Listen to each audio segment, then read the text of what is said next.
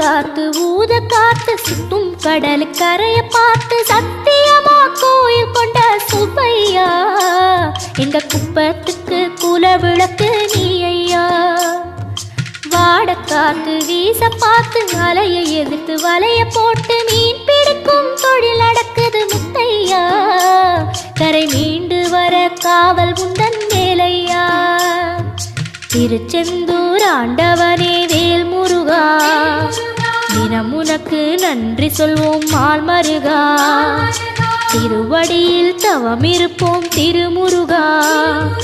தீப்பெழுது நலமெனவே வடிவழகா.